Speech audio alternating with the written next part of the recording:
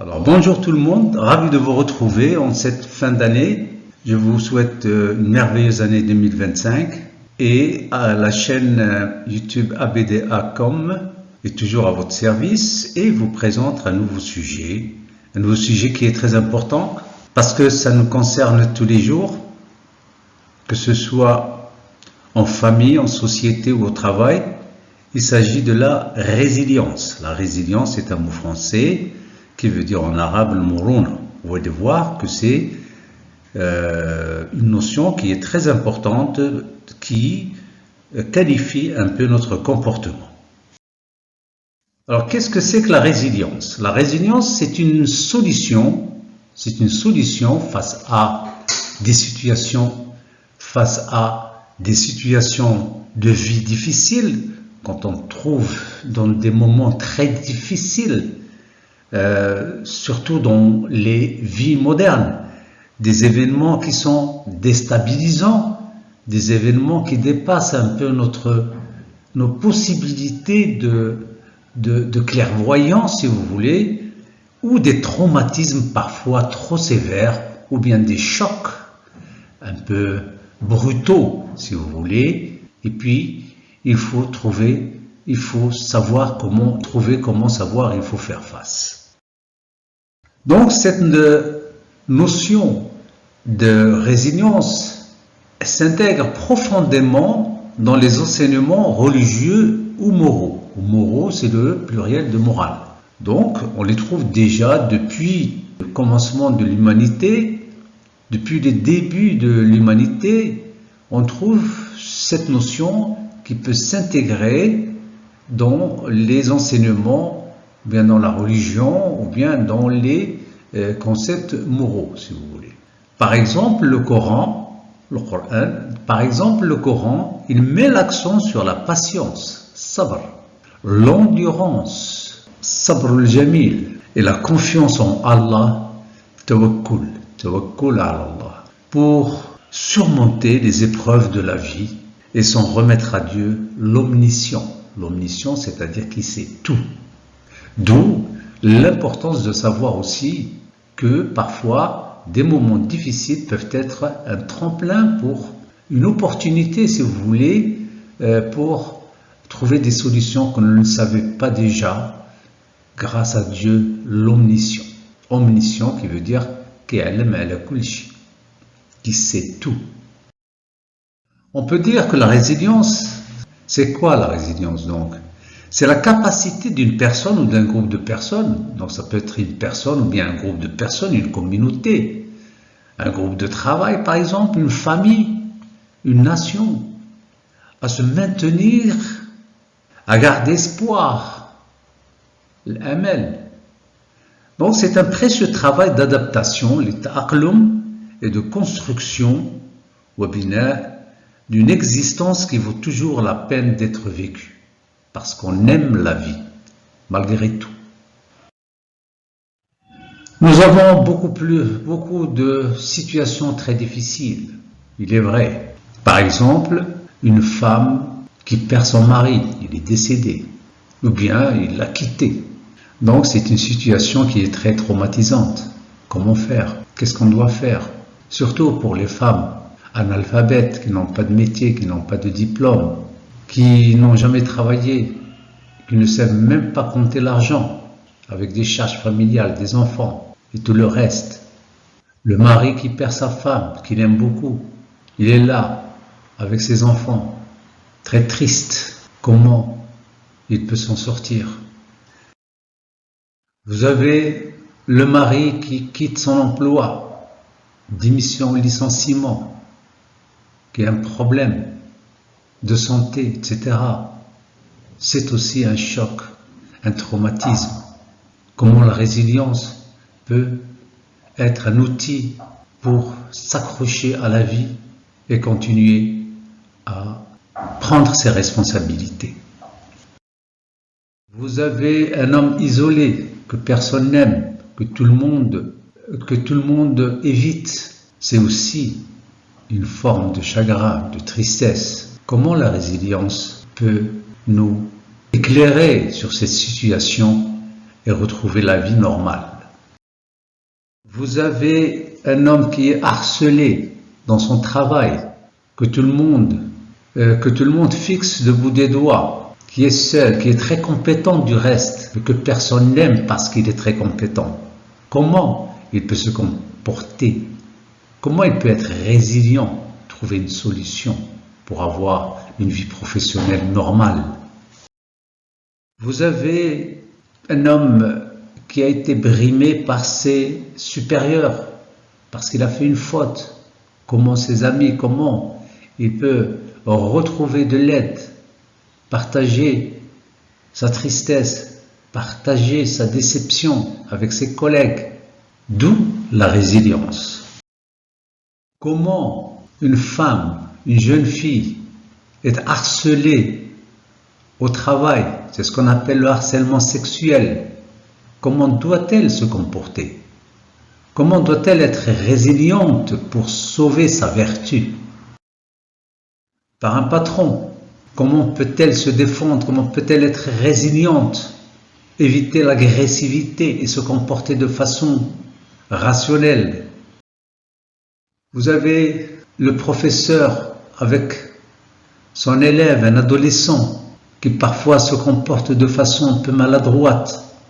Comment elle peut-elle comprendre son comportement? Comment elle peut être résiliente et faire en sorte à ce que cet adolescent rejoigne le groupe, que cet adolescent s'occupe de ses devoirs? Comment cet adolescent peut avoir le moral d'intégrer ses cours avec sérénité? D'où la notion de résilience du professeur. Alors en résumé, la résilience c'est quoi? Elle consiste à éviter d'abord à éviter toute réaction immédiate, c'est-à-dire ne pas répondre sur le champ. Alors surtout pas de répondre avec agressivité. C'est ce qu'on constate souvent de la part des gens qui n'ont pas d'idée, qui n'ont pas d'alternative. Ils ne le savent pas parce qu'ils ignorent tout ça. Alors ça donne à l'agressivité peut-être physique ou verbale. Mais en tout état de cause, il faut éviter toute réaction immédiate, c'est-à-dire une réponse spontanée. Il faut se détacher de ses émotions, parce que face à un choc, face à une agression, à un harcèlement, face à la perte d'un être cher, comme ses parents, ses proches, un de ses proches. Alors là, comment il faut se détacher de ses émotions, c'est-à-dire prendre du recul et comprendre le pourquoi de ces événements désagréables ou tragiques. Comprendre le pourquoi. Le pourquoi, on va voir qu'il y a des événements tragiques ou désagréables qu'on subit, qui viennent à nous subitement, c'est-à-dire que ça ne dépend pas de nous, ça ne dépend pas de personne, qui viennent subitement, elles sont naturelles. Et puis, la résilience, surtout la résilience, c'est l'origine du mot. La définition du mot, c'est rebondir pour continuer à se développer. Quand on veut être résilient, quand on doit être résilient, c'est de rebondir pour continuer à se développer. Dans la vie, vous le savez, il existe un grand nombre d'événements qui sont désagréables ou tragiques. Et ces événements peuvent être diverses origines naturelles, des origines naturelles, tabi'i, par exemple une maladie, un décès d'un être cher, une catastrophe naturelle, par exemple un tremblement de terre, une inondation. Là où il y a des chocs aussi, ça peut être traumatisant parce qu'il y a des morts, parce qu'il y a beaucoup de dégâts. Et ces origines aussi peuvent être humaines, là où on peut, si vous voulez, le chercher à comprendre. Par exemple, vous avez des problèmes professionnels. On l'a vu tout à l'heure, le harcèlement sexuel, les problèmes avec les chefs, etc. Parfois, on est déçu, on est traumatisé de voir des discriminations, l'ingratitude, le harcèlement, on en a parlé, le bafouement de sa dignité qui veut dire le karama, la perte d'emploi, la trahison, l'hadr, le khida, la séparation, le divorce, talaq, le manque de respect, l'abus de confiance. Donc vous voyez ici, on peut rencontrer toujours ces événements dans la vie de toujours. Alors généralement, c'est ça ce qui fait le choc, c'est ça ce qui fait le traumatisme. Ces événements sont imprévisibles, c'est-à-dire qu'on ne peut pas prévoir, elles viennent subitement, donc c'est pour cela que ça cause un choc, un traumatisme. Ou bien ils sont nouveaux parce qu'on n'a jamais eu cette expérience, si vous voulez. Et surtout, ça se passe dans des moments où tout se passe bien, où tout semble aller bien. Là, on est surpris. C'est nouveau, c'est désagréable, c'est ce qu'on appelle le choc. Donc on sait que ces événements existent parce qu'on entend parler chez les proches, au travail, à la radio, dans les médias. On sait que ces événements arrivent, il y a tout le temps, partout dans le monde. Des tremblements de terre, des inondations, des trahisons si vous voulez, des abus de confiance. Mais on dit que ça n'arrive qu'aux autres. On oublie que nous sommes aussi les autres parce que nous faisons partie d'une communauté, d'une société.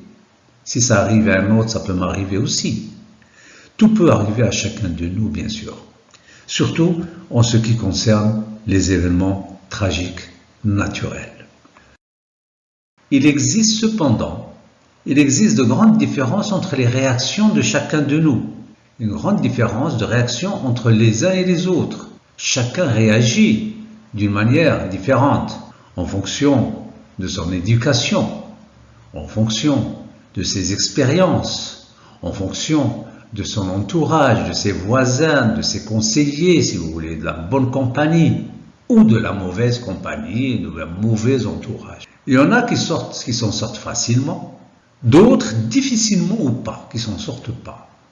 Là, c'est vraiment la désolation. Et il y en a qui transforment toute situation difficile en leçon de vie.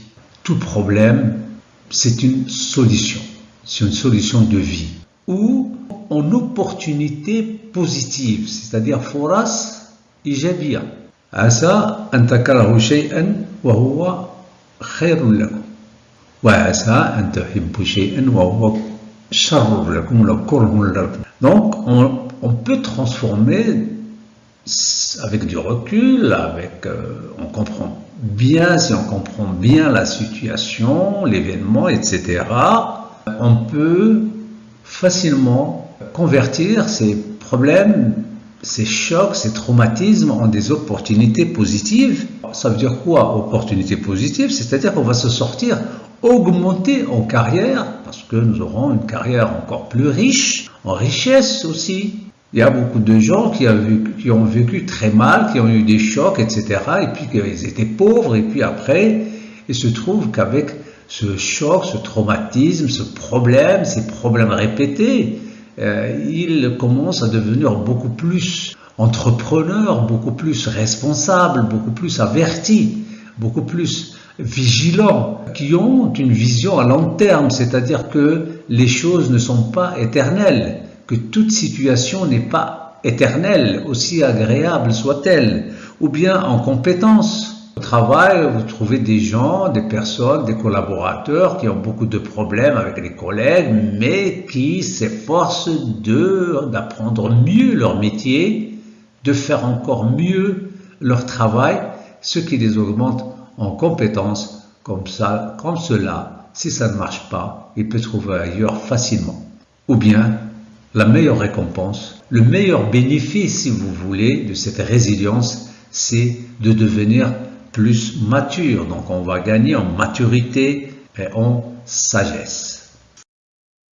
Voilà, on va voir un peu le cas par cas dans ces situations difficiles, dans ces traumatismes, dans les prochaines vidéos. ABDA.com, votre chaîne, vous souhaite une très bonne année 2025 avec plus de bien-être, de connaissances, de compétences et surtout beaucoup de sagesse. Merci beaucoup.